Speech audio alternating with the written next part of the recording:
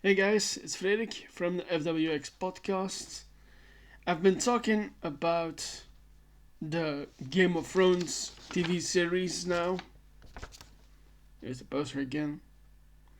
And there's another thing very obvious in this series that I want to talk now as our next subject, and that is obviously the very clear graphicness and candidness of this show. And that is what I exactly mean with that is that you see a lot of things not everyone is very used to. And it comes to sex and nudity and blood.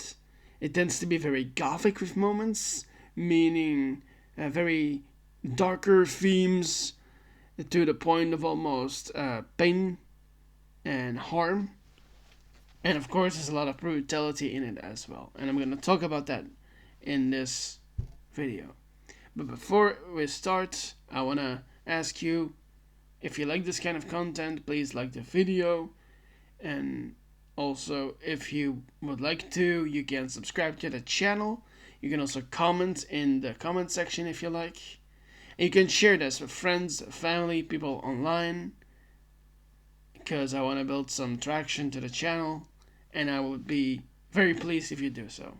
Okay, let's start talking about all the graphicness and candidateness of a Game of Thrones.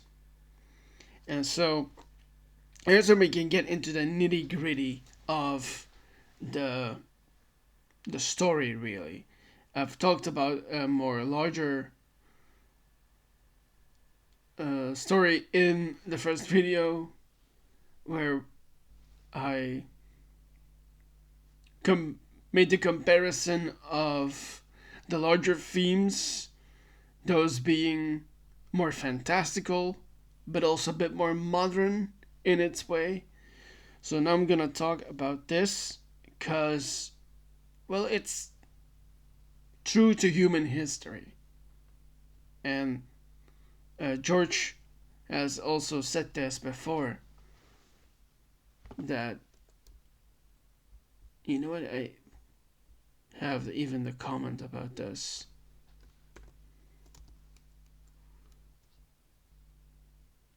Let's go.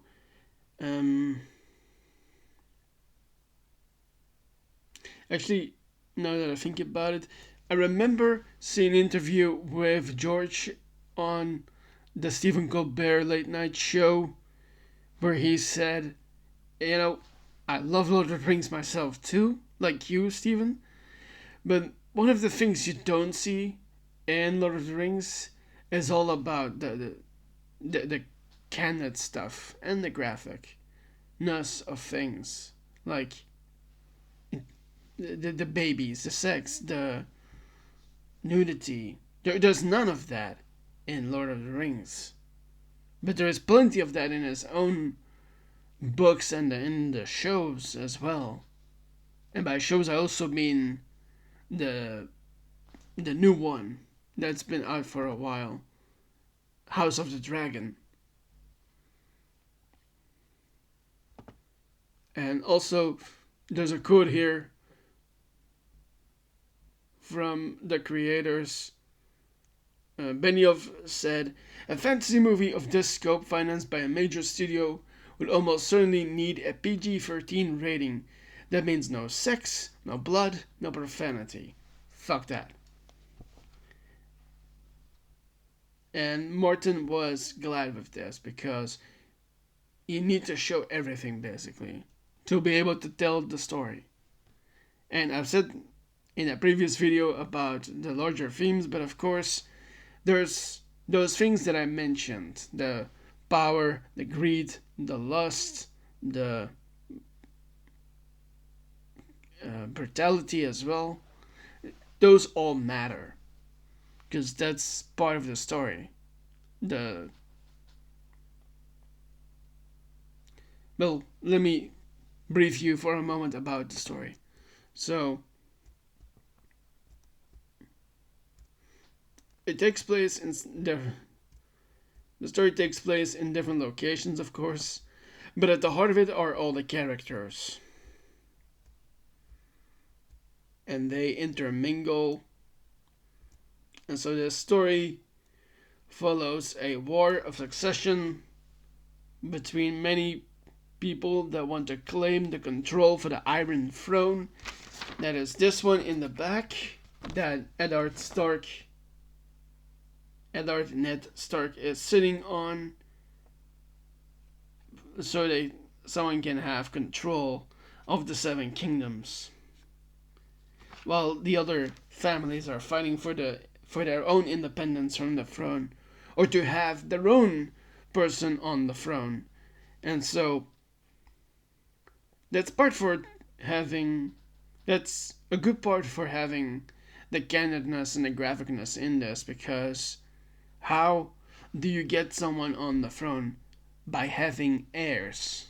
And the manner that we know best in this show is, of course, by having kids.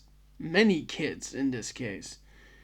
For instance, the Starks are many, just like with the other families that sit in these points of interest and conflict and have their own strongholds and castles and towns. So a lot of that has to do with how many people you have under your control. Not just your family, but also other people. And because some people live in places where it's tough to get to, it's quite tempting to look within your family. The Targaryens are known for this. That's how they had their purity for such a long time, because they were doing it amongst themselves for hundreds of years, and the House of the Dragon is basically all about that. And maybe I should talk about that too in a following video. But I'm talking about the show of Game of Thrones right now, so. But we see a lot of that in there as well. And so there's different story arcs when it comes to this story. And I've talked about the larger themes already. But then another part of it is that you have a scion coming to reclaim the throne. And the question becomes, who is it that we're talking about here? There's the obvious contenders. For instance, Daenerys, who is a pure blood Targaryen. Because she has all the looks. She is blonde. She has a connection with dragons. She births the dragons themselves in that ritual that we see in the show. And that happens in Essos. And there's a lot that takes place there as well. And like I said, the way to rule not just your area or all the other areas is through heirs, and she does this herself too, or in fact is also forced to, which is part of this whole subject, of course, because unfortunately those are also things that happen in our real life, unfortunately, where people are forced to do things that they don't want to do. And our reality compares to what's happening in this show. Not nicely right now, because of everything that's happening in our real life, but it's part of human nature, and especially human history. And I'm not saying that I condone it. I'm just saying that this is part of the movie, the show. I'm sorry. It's so epic in its scale, Game of Thrones, that on occasion you might think, is this, what should I be seeing in this? Is this a show? Is this a movie? Is this something else? Because it's so grand and amazing and So there are many aspects of that are in here. And so basically having someone descendant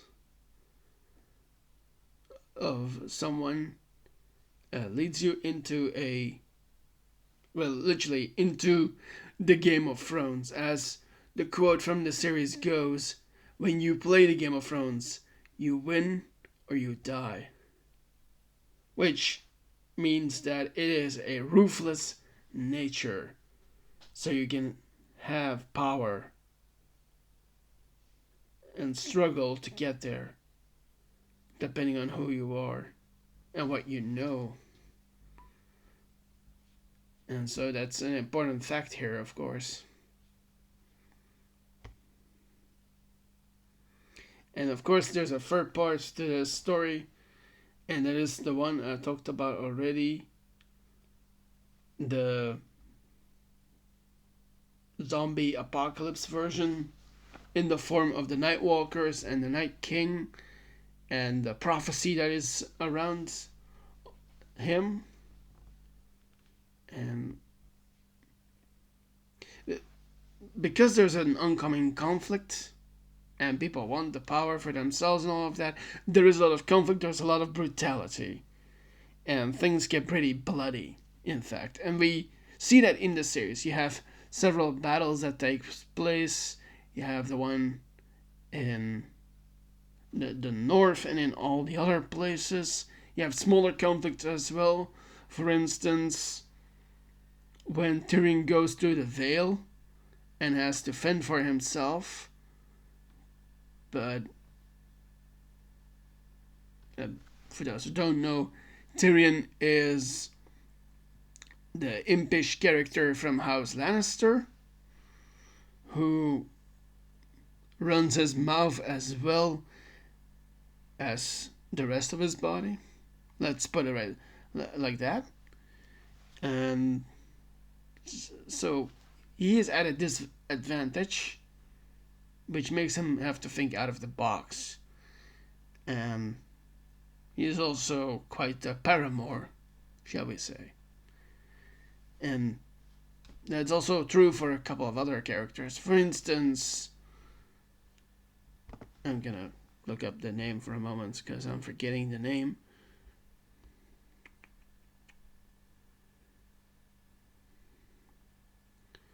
What was the bloody name again?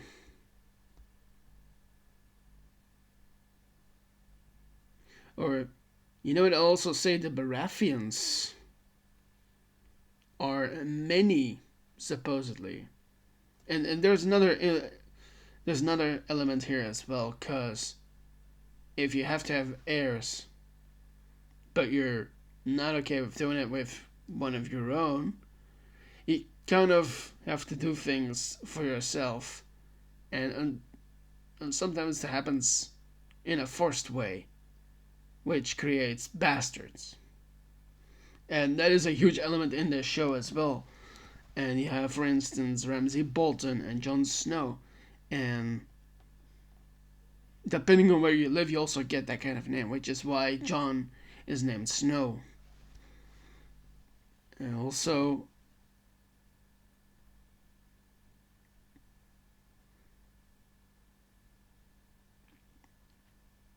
so I'm still looking for that name, of course.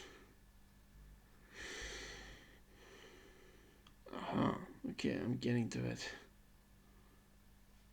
Yeah, I'm gonna make it a bit fast for myself for a moment.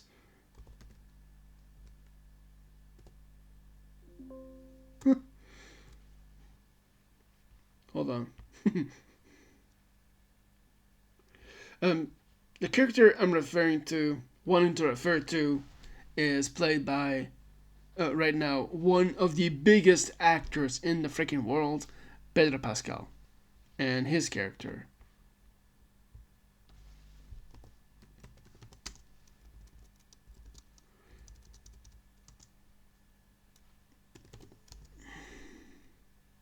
He played, here's the name, Oberyn Martell, the guy from the south, from the kingdom of Dorne. And he's very much a,